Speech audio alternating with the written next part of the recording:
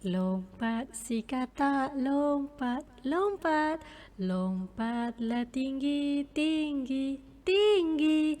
Dah dengar kan video tadi nyanyikan lagu Lompat si katak lompat.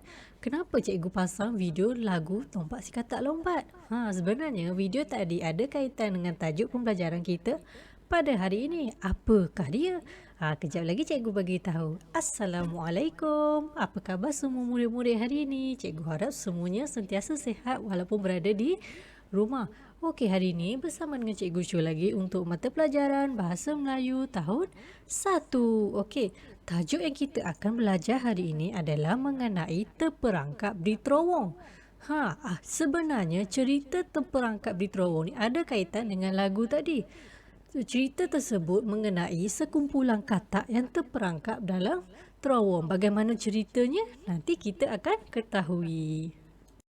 Baiklah murid-murid, seperti yang cikgu ceritakan tadi, tajuk kita hari ini adalah mengenai terperangkap di terowong.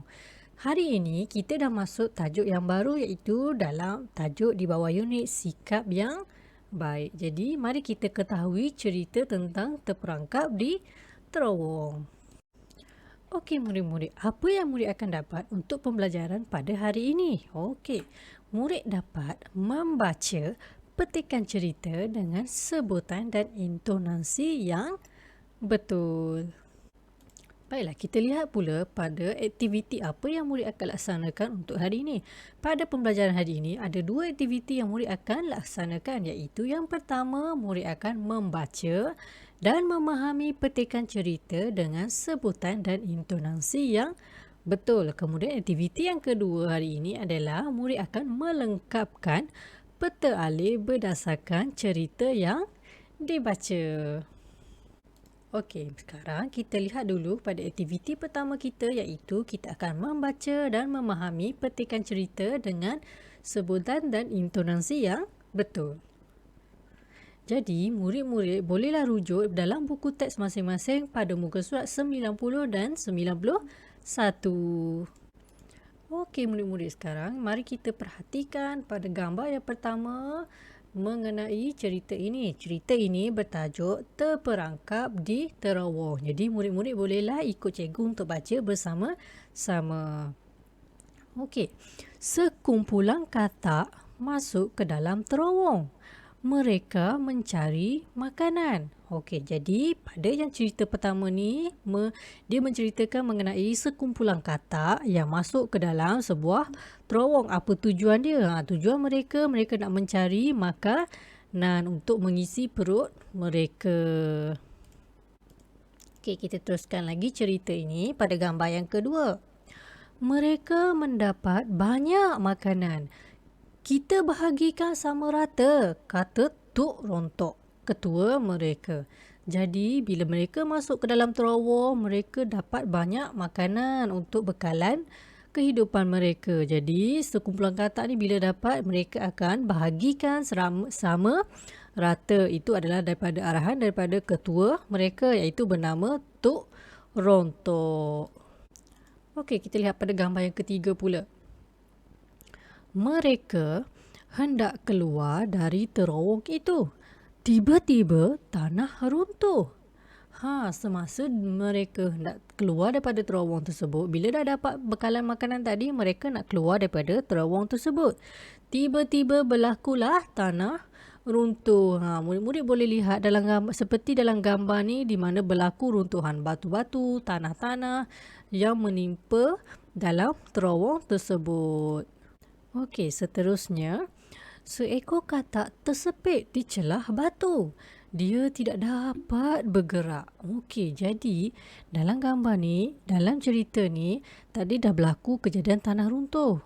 Jadi adalah seekor katak tu tersempit di celah batu. Dia tak dapat bergerak, nak keluar daripada terowong tu tak boleh sebab dia dah tersepit di celah batu yang menimpa dirinya. Okey, seterusnya pada gambar yang kelima, mari kita alihkan batu-batu ini, kata Tok Rontok. Jadi ketua mereka tadi yang bernama Tok Rontok, dia mengarahkan katak-katak, sekumpulan katak tu mengalihkan batu-batu yang ada tu sebab dia nak tolong katak yang tersempit yang tersepit itu. Okey, kemudian katak-katak itu bekerjasama mengangkat batu. Okey, jadi bila dah dapat arahan daripada ketua mereka, jadi katak-katak ni pun mulalah bekerjasama mengangkat batu sebab dia nak tolong kawan dia yang tersepit tadi di celah batu. Okey, kemudian mereka mengangkat katak yang cedera dengan pengusung. Jadi bila dia dah alihkan batu tu, mereka pun angkatlah katak yang cedera tadi yang yang tersepit dengan batu tadi dengan pengusung. Mereka bekerjasama bersama-sama mengangkat kawan dia yang cedera itu. Jadi akhirnya mereka dapat keluar dengan selamatnya. Jadi bila dia dah tolong kawan dia, dia dah alih batu-batu tadi, dapatlah mereka sekumpulan katak ni keluar dengan selamat. Jadi apa yang penting dalam cerita ni sebenarnya adalah kerja sama. Jadi sekumpulan katak ni kalau dia tak tolong kawan dia tadi, dia tak tolong alihkan batu tadi, semua tak dapat keluar. Sebab itulah pentingnya semangat kawan, semangat kerjasama dalam satu pasukan. Okey, baiklah. Kita selesai aktiviti pertama kita tadi iaitu membaca dan memahami petikan cerita dengan sebutan dan intonasi yang betul. Okey, sekarang kita teruskan kepada aktiviti yang kedua kita iaitu kita akan melengkapkan peta alih berdasarkan cerita yang kita dah baca tadi. Jadi, sama juga murid-murid boleh rujuk dalam buku teks pada muka surat 90 dan 91. Okey, baiklah murid. Di dalam buku teks murid ada diberikan peta alih yang ada di bawah buku teks tersebut. Jadi, dalam peta alih ini kita akan lengkapkan cerita dia berdasarkan petikan cerita yang kita dah baca tadi.